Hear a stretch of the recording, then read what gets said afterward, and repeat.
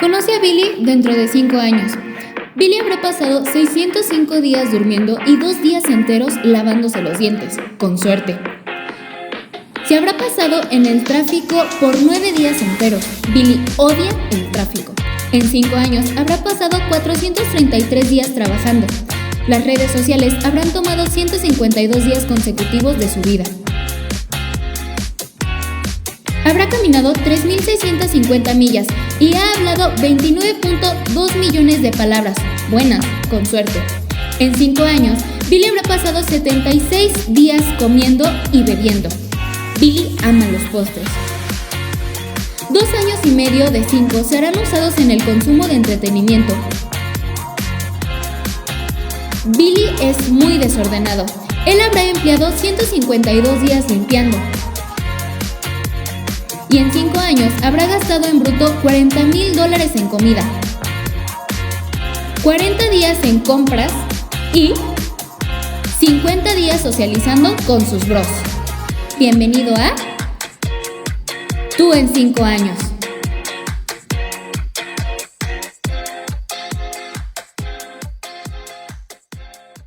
Amigos, estamos en la segunda parte de esta serie que hemos titulado Tú en 5 años. La semana pasada algo nos dio un tema, yo no sé si lo escuchaste, en lo personal a mí me agradó y me sirvió bastante el poder escuchar en voz de él lo que Dios nos quería decir. Y bueno, hoy estamos revisando la segunda parte y es que vamos a estar tratando de contestar un par de preguntas que ahorita van a aparecer en pantalla. La primera de ellas, la primera pregunta que queremos contestar en esta serie es: ¿quiénes seremos en 5 años si continuamos por el rumbo actual? ¿Quiénes seremos en los próximos 5 años si continuamos por el rumbo actual? Y la segunda pregunta pareciera ser que es la misma, pero en realidad no lo es. La segunda pregunta dice: ¿quiénes queremos ser en 5 años?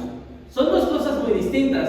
Es: ¿qué pasaría si de aquí a 5 años yo continúo caminando igual, continúo con el mismo impulso, con el mismo ritmo, con la misma dirección? Y de alguna forma, si tú hacia adelante estás viendo que tal vez la dinámica de vida, los hábitos, las relaciones, la forma en cómo tomas decisión, la ética con la cual te estás conduciendo, te está llevando tal vez no por buenos caminos, creo que es tiempo de poder bajar en la siguiente estación, cambiar el tren y tomar una dirección distinta, ¿va? El título del mensaje de hoy lo hemos titulado En ausencia de una crisis, y vamos a estar revisando a la luz de la vida de Eliseo, que fue el sucesor de Elías. Vamos a estar revisando 3 cosas, 3 consejos que el día de hoy Dios nos quiere dar y que para que lo podamos considerar para poder tener la vida que deseamos de aquí a 5 años. Vamos a estar revisando ahí algunas cosas en el libro de los Reyes, pero déjame darte un poquito de contexto antes de que aparezca en pantalla la parte, los versículos bíblicos, pero yo quiero darte un poquito de contexto de lo que vamos a estar revisando. Vamos a situarnos con Elías después de que derrotó a los sacerdotes de Jezabel. Después Jezabel, que era la reina en aquel tiempo, mandó una cacería en contra de Elías. Él huye y de alguna forma, cuando está huyendo, termina en un lugar deprimido, al punto en donde Elías le pide a Dios que le quite la vida, ¿no? En ese momento, Dios lo que hace con Elías es que lo reconforta. De alguna forma le dice: duerme, descansa y come. Y déjame decirte algo para este año que estamos comenzando, y algo que yo tengo que aprender también a decirme: a veces lo más espiritual que tú puedes hacer es dormir. A veces lo más espiritual que puedes hacer es descansar. De verdad, a veces eso puede ser lo más espiritual que podemos llegar a hacer. Muy bien, algunos son workaholic, ¿no? Y de alguna forma están todo el día y piensan que si no están haciendo algo, están perdiendo la vida. No es verdad. Dios le dijo a Elías: come y duerme. Come y duerme. Y después de que ya descansó lo suficiente y comió lo suficiente, le dijo: ve y anda, porque todavía te queda camino por andar. Hay todavía algunas rodillas que no se han doblado delante de Baal, ¿no? Pero bueno, eso es más adelante lo que vamos a estar revisando. Pero el asunto es que, de alguna forma, después de que pasa toda esta situación con Elías, Dios le da algunas dinámicas, le da algunas indicaciones que tiene que cumplir Elías hacia adelante en lo que tenía tenía que hacer, y aquí es donde me voy a situar en el primer libro de Reyes, que digo, todo no va a aparecer esto aquí en pantalla, permíteme leerlo, si traes tu Biblia, acompáñame por favor, ahí, primer libro de Reyes, capítulo 19, porque dice el verso 15 y el verso 16, dice de la siguiente forma: el Señor le dijo, regresa por el mismo camino y ve al desierto de Damasco. Cuando llegues allá, unge a Jezabel como rey de Aram y a Jehú, hijo de Nimsi, como rey de Israel. Y luego lo dice más adelante, dice, unge también a Eliseo, hijo de Safat, de Abel de Mejola. Si no tienes nombre para tus hijos, aquí hay algunos muy buenos, para que te suceda como profeta. Básicamente lo que le estaba diciendo Dios a Elías es: los siguientes pasos que tú tienes que continuar hacia adelante son los siguientes, ¿no? Y luego dice más adelante, todo esto no va a aparecer aún en pantalla, lo que va a aparecer en pantalla más adelante van a ser unas cosas que yo quiero ir puntualizando, y ahorita digo, solamente ahorita escúchame por favor. Dice el verso 19, Elías salió de allí y encontró a Eliseo, hijo de Safat, que estaba arando. Había 12 yuntas de bueyes en fila y él mismo conducía la última. Elías pasó junto a Eliseo y arrojó su manto sobre él. Lo que estaba pasando en este punto es que Elías pasó cerca de Eliseo y le dio su manto, y que de alguna forma esa era una acción profética, era una acción donde le estaba diciendo: yo quiero ser tu tutor, acompáñame en este ministerio que estoy haciendo. Y este manto normalmente era de pieles de cabra. Pero luego dice más adelante, Elías pasó junto a Eliseo y arrojó su manto sobre él. Entonces Eliseo dejó sus bueyes y corrió tras Elías. Permíteme despedirme de mi padre y de mi madre con un beso, dijo él, y luego los seguiré. Anda, ve, respondió Elías, yo no te lo voy a impedir. Eliseo lo dejó y regresó, y tomó su yunta de bueyes y lo sacrificó, quemó la madera de la yunta, asó la carne, se la dio al pueblo y ellos comieron, y luego partió para seguir a Elías y se puso a su servicio. Ahora, en esta porción vamos a encontrar algunas cosas, luego nos vamos a ir más adelante en algunos otros momentos del ministerio de Eliseo, pero yo quiero que hacerte notar una cosa en el verso 19. Ahora sí, por favor, pónmelo en pantalla, por favor, el verso 19. Dice, Elías salió de allí y encontró a Eliseo, hijo de Safat, que estaba arando. Había 12 yuntas de bueyes en fila. ¿Sí conocemos lo que son las yuntas? ¿Sí? Que es de alguna forma la madera que une a dos animales, ¿no? Que une a los dos bueyes para que puedan arar la tierra. Lo que pasaba en este punto es que tenemos que darnos cuenta de algo. Eliseo era rico. Eliseo era rico. Cuando en aquellos tiempos el tener un buey era como tener un tractor. ¿Cuáles son las marcas de los tractores? John Deere, ¿no? Esos verdes grandotes, ¿no? Bueno, Eliseo no tenía una camioneta, un John Deere, no tenía 12 yuntas, es decir, 24 bueyes. Entonces lo que implicaba es que de alguna forma Eliseo era rico. Dice que era hijo de Safat. Entonces a lo mejor pudiéramos decir que era el rancho de Safat, ¿no? O la hacienda de Safat. O si fuéramos como gringos, Safat and Sons Company, ¿no? No sé cómo pudiera ser, pero la verdad es que de alguna forma Eliseo era rico, ¿no? Y tenía bastante, de alguna forma tenía un suficiente terreno. Eliseo era como el Bruce Wayne, ¿no? O para los que somos de los 80s, el Ricky Ricón, ¿no? De alguna forma era una persona bastante rica, y que el asunto era que de alguna forma, si aceptaba la invitación de Elías, implicaba dejar varias cosas, ¿no? De alguna forma, a lo mejor seguramente tú recordarás el comercial de ¿y la Cheyenne, papá? ¿Sí? ¿Se acuerdan de ese comercial? Dijo, todo esto que tú ves, algún día será tuyo. Y al Zafat le dijo seguramente eso Eliseo, ¿no? Dijo, todo esto que tú ves, algún día será tuyo. Y la Cheyenne, digo, no había Cheyennes. Y los bueyes, papá, pues ahí están atrás, ¿no? También te los voy a ver. Pero bueno, el hecho es que Eliseo tenía 24 bueyes, implicaba que tenía un gran terreno, y por donde lo viéramos, aceptar el llamado de Elías para poder convertirse en su sucesor, implicaba de alguna forma una pérdida secular para él. Y de alguna forma, el hecho de que Eliseo aceptara esta situación, dice que más adelante, después de que le avienta su manto, dice el verso 20, va a aparecer también aquí en pantalla, dice de la siguiente forma: entonces Eliseo dejó sus bueyes y corrió tras Elías y le dijo: permíteme despedirme de mi padre y de mi madre con un beso, dijo él, y luego los seguiré. Anda, respondió Elías, yo no te lo voy a impedir. Algunas versiones traducen este verso de la siguiente forma: pero recuerda lo que he hecho por ti. El hecho de que Elías le haya colocado su manto a Eliseo y significaba un símbolo de autoridad profética. Era un símbolo muy dramático, era un símbolo en donde de alguna forma la persona en automático reaccionaba para poder continuar con este profeta. Elías, de alguna forma, en el comentario que le dijo: ven, no te lo voy a impedir, de alguna forma le estaba diciendo: Eliseo, yo no te estoy llamando, Dios es el que te está llamando. Entonces allá tú si decides aceptar o no la invitación que te está haciendo, no yo, sino realmente es Dios, porque recuerda que en el verso 16 que acabamos de leer, Dios le dio indicaciones de a quienes tenía que ungir, entre ellos Eliseo, para que se convirtiera en su sucesor de Elías. ¿Vamos viendo hasta aquí? Ok, ahora, por un lado, Dios estaba llamando a alguien que estaba ocupado. Dios estaba llamando a alguien que estaba trabajando su tierra, que estaba ocupado, y por otro lado, de alguna forma, para Eliseo implicaba que aceptar el llamado de Dios implicaba dejar la seguridad, el confort y la comodidad de la que él gozaba, porque si de alguna forma tenía tantos bueyes a su disposición, seguramente tenía siervos que le ayudaban y le servían a él. Pero ahora Dios le estaba llamando a que él se convirtiera en un siervo de alguien más. Amigos, para poder tener la vida que tú deseas de aquí a 5 años, es muy probable que tal vez tengamos que hacer algo como Eliseo, porque él nos enseña la primera cosa que a veces para obtener la vida que deseamos de aquí a 5 años tenemos que hacer, y es la siguiente: a veces tú y yo tenemos que hacer una acción drástica en nuestra vida.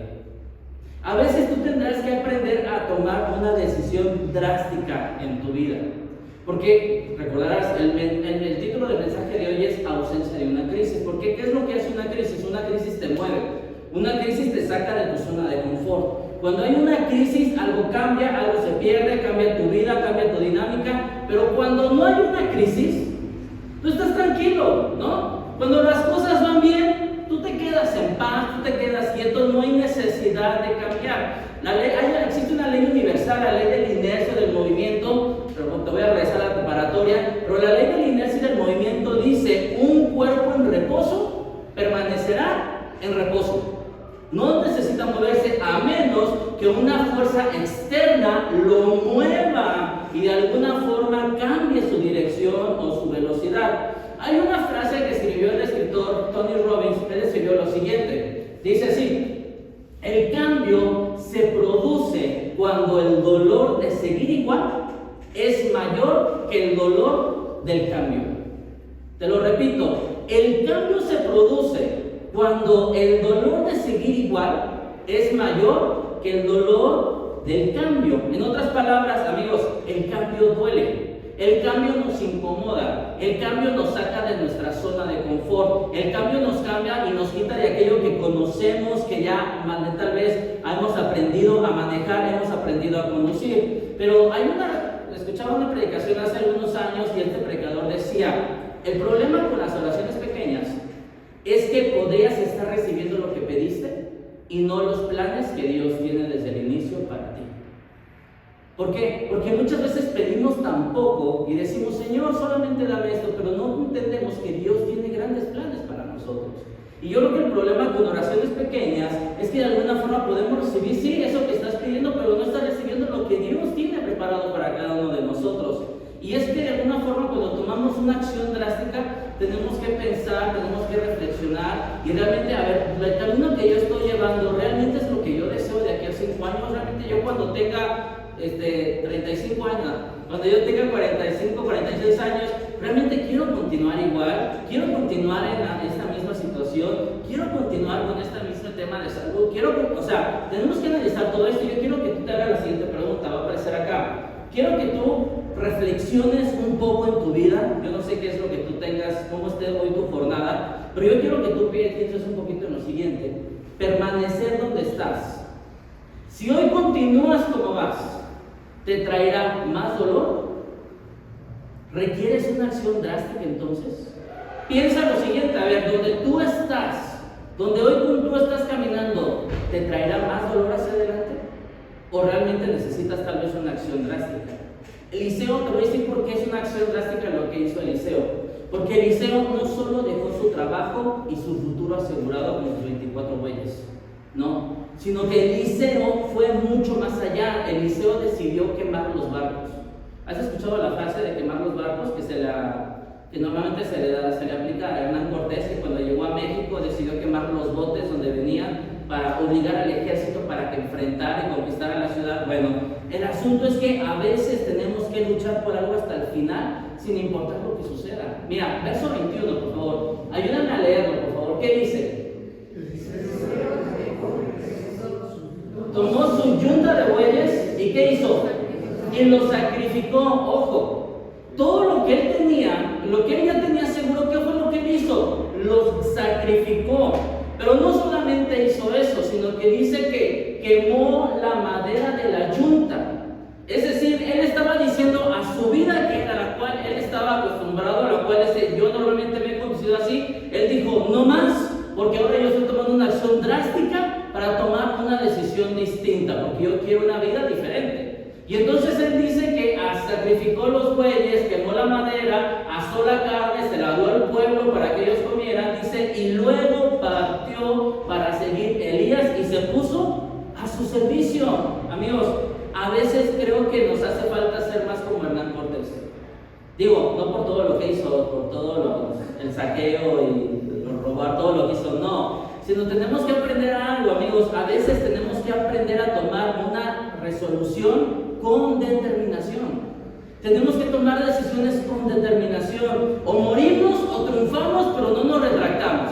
Tenemos que aprender a caminar y seguir hacia donde hemos decidido, porque a veces cuando viene la duda, cuando viene la situación, híjoles, es donde normalmente nos equivocamos. Una acción drástica tal vez para ti se va a ver como, ¿sabes qué? Tengo que eliminar ciertos números de mi celular, tengo que eliminar ciertos contactos de mi celular, tengo que cortar comunicación, o tengo que cortar relación, o mantener un límite con ciertas personas que tal vez no me están haciendo bien, que tal vez realmente me están afectando. Yo no sé qué es lo que sea para ti una acción drástica hoy en lo que tienes que hacer, pero de alguna forma lo que estaba haciendo Eliseo era una acción drástica. No sé si a lo mejor tú tienes que empezar a decir, ¿sabes qué? Voy a dejar de vivir a medias tintas y voy a tomar esta determinación y esta decisión y la voy a vivir realmente. No, a veces sí, a veces no. No, realmente tenemos que aplicarnos, ¿no? Bueno, primera cosa, acción drástica. Si queremos una vida distinta, si queremos de aquí a 5 años estar mejor, tal vez en nuestra vida tengamos que tomar una acción drástica. Segunda cosa que aprendemos, lo vemos en la segunda carta de Reyes.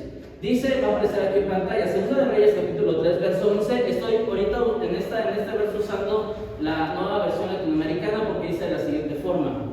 Pero Josafat dijo, no hay aquí ningún profeta del Señor para que consultemos al Señor por medio de él. Y uno de los siervos del rey de Israel respondió, aquí está Eliseo, hijo de Safat. Ayúdame a leer lo que está en negritas. ¿Qué era lo que hacía Eliseo? Vertía agua, le llevaba en la jarrita para que Elías hiciera que se lavara las manos. Eso era lo que hacía Eliseo. Es decir, en su vida anterior, normalmente alguien le llevaba a Eliseo la jarrita para que él se lavara las manos. Y ahora él llevaba la jarra para que Elías se lavara las manos. Mira, la segunda cosa que tú y yo tenemos que aprender es la siguiente: fidelidad y constancia. Fidelidad y constancia. Los estudiosos de la Biblia dicen que Eliseo sirvió a Elías aproximadamente 10 a 18 años. 10 a 18 años sirviéndole agua para que se lavara las manos Elías. Eso era lo que hacía Eliseo. No narra la palabra que Eliseo haya hecho que dejara de llover para que hubiera sequía. No dice que Eliseo haya hecho un milagro para derrotar a una compañía de sacerdotes. No dice que Eliseo haya hecho otros grandes milagros, no. Lo Lo que nosotros encontramos desde primero de Reyes hasta segundo de Reyes es que Eliseo solamente le llevaba la jarra a Elías para que se lavara las manos. No es que hicieran grandes milagros, pero de alguna forma simplemente servía agua con fidelidad y con constancia. Con fidelidad y con constancia. Epiceto, uno de los filósofos griegos, él dijo: nada grandioso se crea repentinamente, como tampoco un racimo de uvas. ¿Cuánto tarda en generarse un racimo de uvas? Toma su tiempo. La verdad es que, amigos, estamos acostumbrados a que las cosas tienen que ser así. Las queremos ya, rápido, inmediato, microondas, rápido, ¿no? Pero no, tenemos que comprender que cualquier cambio drástico, repentino e instantáneo, si es visible al instante, también es probable que no sea sostenible a largo plazo. Va a aparecer acá. Amigos, tenemos que comprender que aunque hagamos un cambio drástico, ¿sabes qué? Yo estoy decidiendo hoy esto. Entonces, no esperes cambios inmediatos. Hace rato nos decía Era, ¿a poco a todos ustedes, después de que cambian, escuchan una predicación, ya cambió su vida? No, no es verdad. Necesita tiempo, necesita cambio. Los procesos de Dios son distintos a los nuestros. Los tiempos de Dios son diferentes a los nuestros. Pensamos que fracasamos porque no vemos resultados, pero tenemos que comprender que los procesos de Dios comienzan sembrando, regando y esperando. Esos son los procesos de Dios. Yo siembro, yo riego, me mantengo, soy constante, soy fiel y yo espero los resultados. Esos son los procesos de Dios. Yo siembro, yo riego y yo espero. Darren Hardy, en su libro Efecto Compuesto, él escribió lo siguiente, dice: te han engañado por años. No hay una varita mágica, una fórmula secreta o una solución rápida. No se ganan $200,000 al año pasando 2 horas al día en internet. No se pierden 14 kilos en una semana, ni se quitan 20 años de la cara con una crema. No se arregla la vida amorosa con una pastilla, ni se encuentra el éxito duradero con cualquier otro plan que parezca demasiado bueno para ser verdad. Sería fantástico, dice, si pudieras comprar tu éxito, fama, autoestima, buenas relaciones, salud y bienestar con un bonito paquete cerrado de Walmart. Pero no es así como funciona. Las cosas no son así, toman tiempo, necesitas esperar, necesitas sembrar. Amigos, los procesos de Dios comienzan sembrando, regando y esperando. El problema es que tú y yo somos bien desesperados. Ese es el problema. Es decir, tú eres el problema. Nos movemos en un reino, amigos, tenemos que comprender algo. Miren, a veces cuando hablamos de la iglesia y demás, el problema es que somos desesperados y cuando hablamos de la iglesia, es algo que platicamos el día miércoles, pero es que cuando hablamos de iglesia decimos, oye, quisiéramos ver más movimiento, más esto, más lo otro y demás. Pero tenemos que comprender algo, que estamos en un reino multigeneracional. Estamos en un reino multigeneracional. Es decir, que muchas cosas que tú y yo hoy estamos sembrando, nuestros hijos y nuestros nietos van a recibir lo cosechado. Porque nosotros sembramos mucho antes. Pero si tú desde hoy tú no estás sembrando, no esperes que tus hijos puedan cosechar algo. Si tú para ti estás sembrando algo, no esperes cosechar algo más adelante. Tenemos que aprender que primero tenemos que sembrar. Nos movemos en un reino multigeneracional. Mira, piensa en Abraham un poquito. ¿Para quién fue la promesa? ¿Te acuerdas? Para Abraham, ¿cierto? Ahora, Isaac, su hijo, Jacob, su nieto, ¿vieron la promesa? No, porque vivían en tiendas de campaña y la tierra que se le había prometido a Abraham estaba invadida por naciones extranjeras, ¿cierto o no es cierto? Pero entonces, tiempo después, generaciones después, es cumplida la promesa de Dios. ¿Sabes? Nuestros planes no son tan buenos como los de Dios. Los planes de Dios son mucho más altos. Y los tiempos de Dios no son nuestros tiempos. Tenemos que aprender a ser pacientes y esperar. Gálatas capítulo 6 va a aparecer aquí en pantalla, por favor. Acompáñame a leerlo. Dice: no nos cansemos de hacer el bien, pues a su tiempo, si no nos cansamos, segaremos. Escucha, si no te cansas, vas a segar. Tienes que ser constante, tienes que ser fiel. Así que entonces, hagamos bien a todos según tengamos oportunidad, y especialmente a los de la familia de la fe. Amigos, acción drástica, fidelidad y constancia, Pero lo siguiente es súper importante que vamos a aprender de Eliseo. Y lo vamos a encontrar en la segundo libro de Reyes, capítulo 2, verso 9.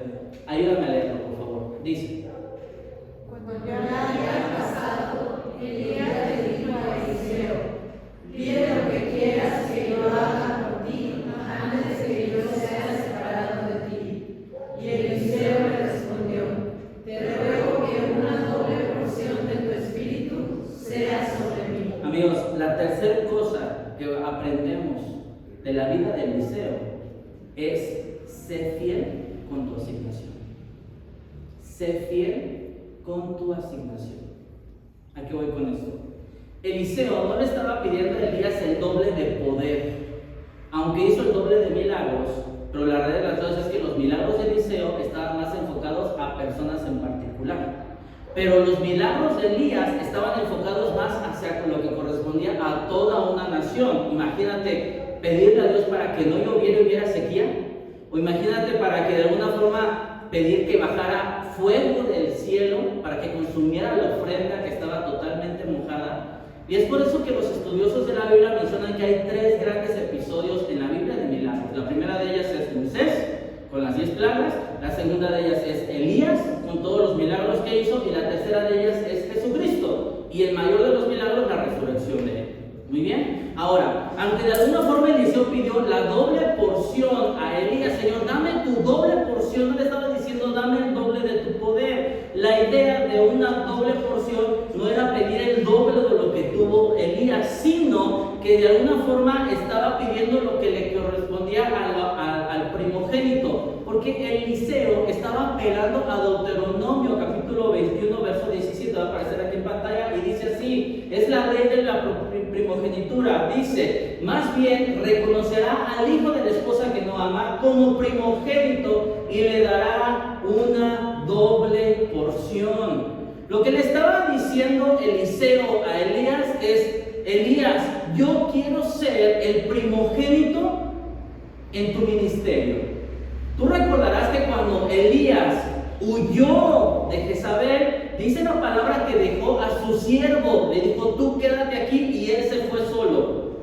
Pero entonces después Dios le dice: vas a tener un sucesor, ve y busca otro siervo. Entonces busca a Eliseo. Lo que estaba diciendo Eliseo es: yo quiero la primogenitura en cuanto al ministerio. No es que Eliseo estuviera pidiendo ser igual que Elías, no quería ser igual que Elías. No quería ser Elías, porque él decía: yo soy tu sucesor, yo soy Eliseo, tú eres Elías, somos totalmente distintos. De alguna forma no se estaba comparando. Y es que aquí viene el problema de muchos de nosotros. Mira, alguna vez, siendo bien honestos, ¿alguna vez te has sentido fracasado? ¿Sí o no? ¿Alguna vez has sentido que has fracasado? ¿Sí o no? Yo sí, y muchas veces. Y la mayoría de las veces en que me he sentido fracasado es porque me he comparado con alguien más. La trampa de la comparación. Pero es que él, pero es que ella, pero es que él a su edad ya, pero es que él ya ha logrado y yo todavía, él a su juventud y yo. ¿Te ha pasado? ¿Te has sentido fracasado? Déjame decirte algo. Creo que es el error que muchos cometemos. Nos olvidamos de ser fieles a nuestra asignación. A veces cometemos el error de caminar fuera de nuestra asignación. Queremos el reconocimiento de muchos, pero tenemos que entender algo. Muchas veces vivimos para una audiencia muy grande. Queremos darle gusto a todos, queremos caerle bien a todos, queremos estar en buen concepto de todos. Pero déjame decirte algo que nos va a facilitar la vida. Aprende a vivir para la audiencia de uno, de Dios. De nada me va a servir los aplausos del mundo si no tengo los aplausos de Dios. Qué precioso será el día que tú y yo estemos delante de Dios y nos diga: bien hecho, bien hecho. No compares, no te compares con alguien más bien aprende a descubrir cuál es tu asignación. La historia de la conversión, no sé si sea cierto o no, pero la historia de la conversión de Billy Graham, no sé si ubican quién es Billy Graham. Graham. Billy Graham fue uno de los evangelistas más grandes que ha existido el siglo pasado. Miles de personas llegaron a los pies de él. Y había un pastor, el que ganó a Billy Graham, y él decía que constantemente hacían campañas en Estados Unidos, muchas veces hacían campañas en carros y demás, iban de ciudad en ciudad y demás. Y entonces uno de estos pastores, él no tenía, de alguna forma parecía que era un ministerio bastante mediocre, no tenía una congregación, le iba mal, iba a campañas, predicaba, nadie se convertía.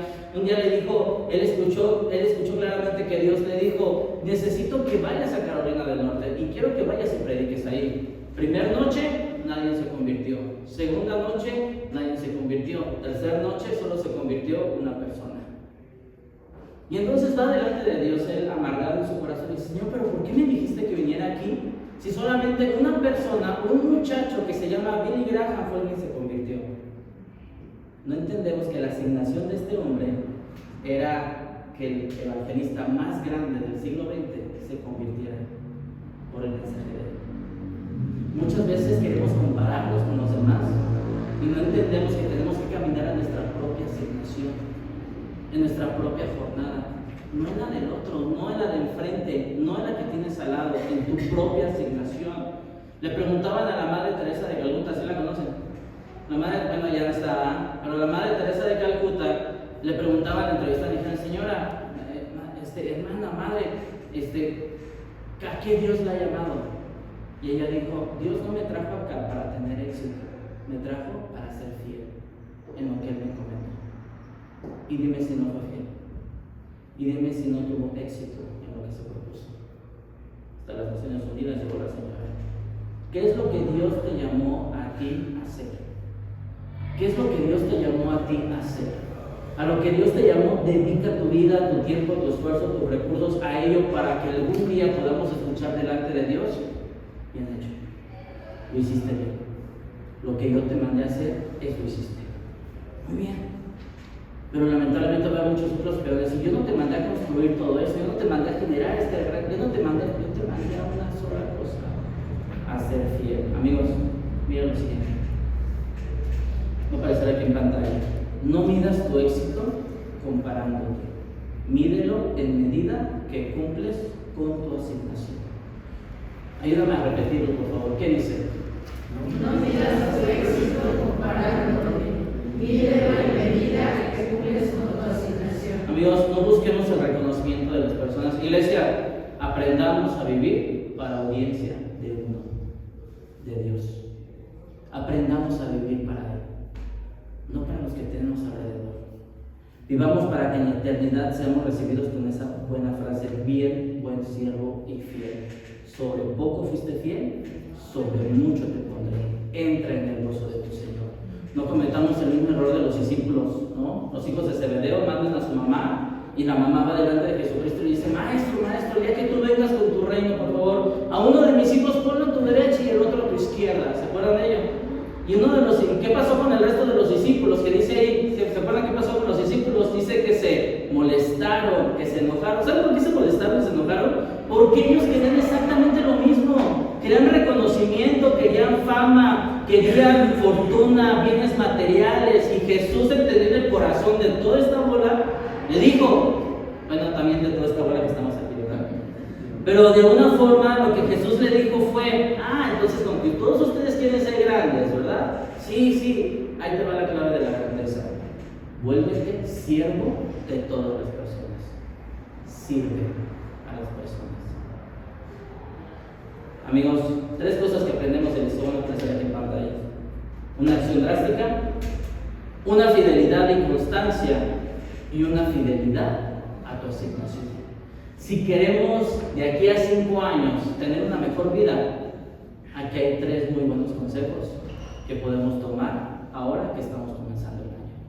Y decidamos con fe tomar una acción drástica, seamos fieles y constantes, pero también seamos fieles a la asignación que tenemos de parte de Dios.